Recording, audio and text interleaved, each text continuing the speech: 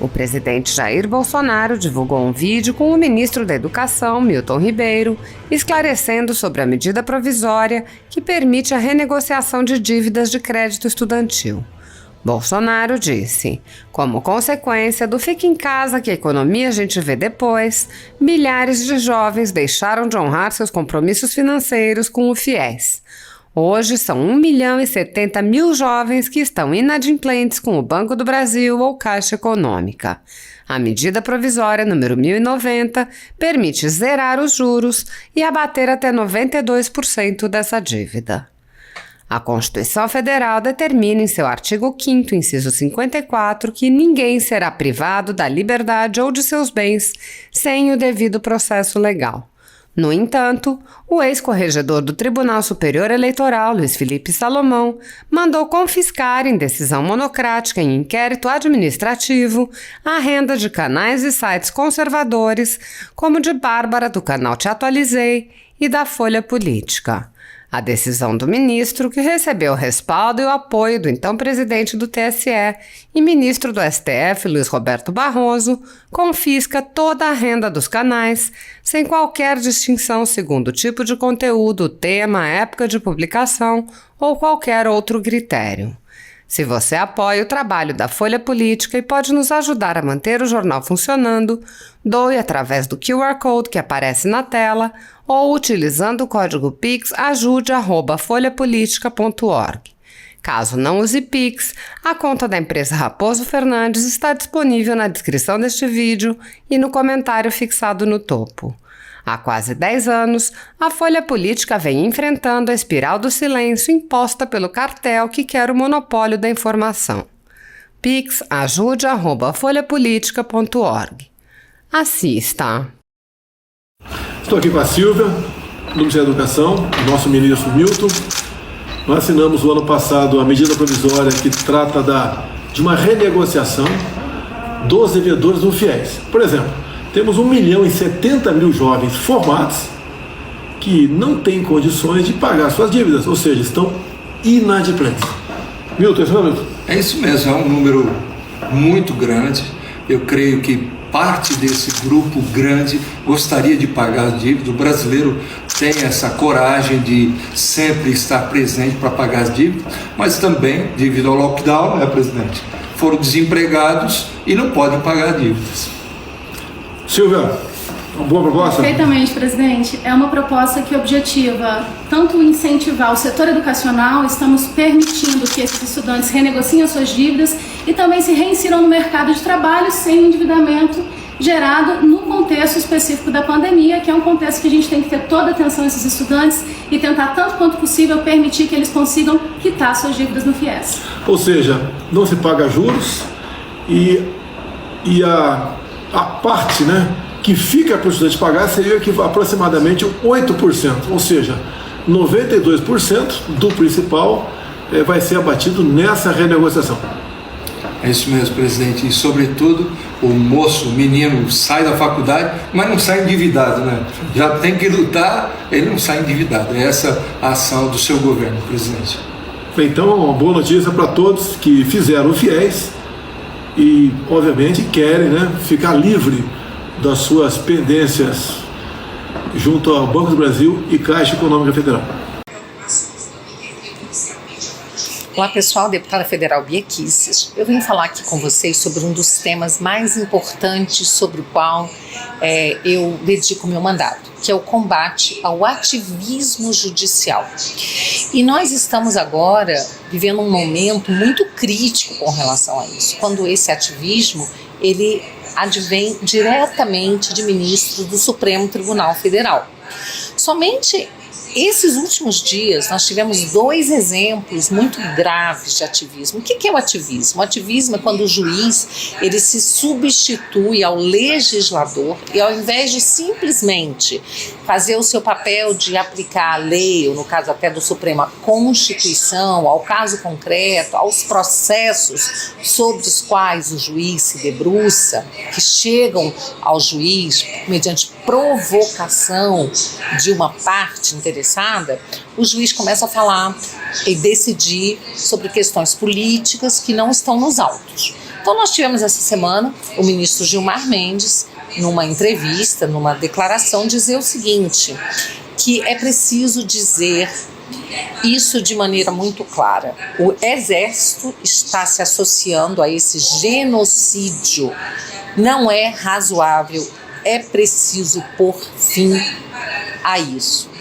Então, a gente fica pensando assim, de que genocídio, em primeiro lugar, o ministro está falando, né? Porque nós vivemos nos últimos governos um genocídio, aí sim, verdadeiro, de jovens, né, de negros, de pessoas pobres, que têm sido assassinadas, e não só negros e pobres, mas toda a sociedade, que realmente nessas camadas mais pobres da sociedade aumenta a violência, né? Mas pessoas de todas as camadas sociais, de todos os níveis intelectuais, de todas as profissões, têm sido vítimas, sim, de assassinatos, 60 mil pessoas por ano, sem que o Estado tenha sido capaz de proteger essas pessoas. Aí a gente pode falar de genocídio, mas no governo atual, que genocídio é esse? Quem é que está cometendo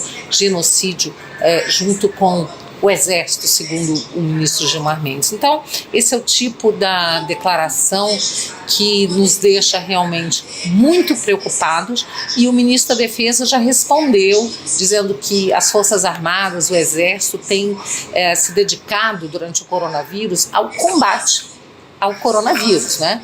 Então não há genocídio algum, o que há é agora uma modinha, né, de ficar falando do presidente da República com total desrespeito à autoridade máxima da República e chamando o presidente de genocida, o que é um crime, né? Porque genocídio é um crime contra a humanidade, e aí, no caso, estão atribuindo um crime, então já existe aí no mínimo uma calúnia, além de uma atividade política do ministro, que é muito preocupante. E aí, em seguida, a gente vê o ministro Barroso também falando, né? Falando da preocupação dele, tanto com a saúde, como com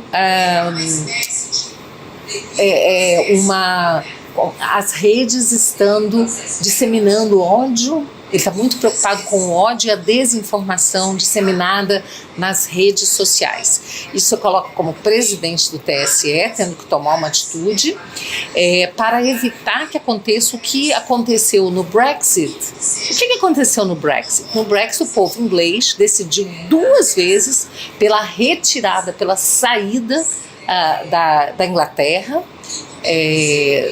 da Grã-Bretanha, né, da União Europeia. Então isso foi a vontade do povo. Mas como o ministro Barroso, pelo visto, ele é a favor da União Europeia, ele é contra a saída da Grã-Bretanha, então ele diz que isso foi fruto de desinformação. Assim como, segundo o ministro, as eleições americanas, a eleição do Trump também foi fruto de desinformação, não fruto da vontade de um povo que era majoritariamente conservador, né? Que se vê representado pelo Trump, pelas suas ideias, ao contrário, né, das ideias pregadas pelo Partido Democrata, né? E também as eleições na Índia, segundo o ministro Barroso, também fruto de desinformação. Agora, o presidente da Polônia foi reeleito, um conservador. Pode ser que o ministro Barroso também ache que foi fruto de desinformação. Desinformação essa que precisa ser combatida. Como é que ele está combatendo isso, gente? Combatendo, chamando as plataformas, dizendo que elas têm que retirar, né? Elas têm que cuidar para que não haja fake news. E o ministro tem que retirar das plataformas aquelas informações que, segundo ele, desinforma. Aí o ministro, né, ele diz o seguinte, que ele conta, olha que bonito, gente, vocês têm certeza que vocês vão ficar emocionados. Contamos com a imprensa profissional que sabe separar fato de opinião, a gente tem visto isso, que se move por preceitos éticos, a gente também tem visto isso, e que possa fazer o filtro dessas bobagens que circulam nas redes ao lado dos checadores de fato. Aí eu trouxe, né, essa informação de que foi uma pesquisa feita pelo Instituto Global Edelman Trust Barometer, tá?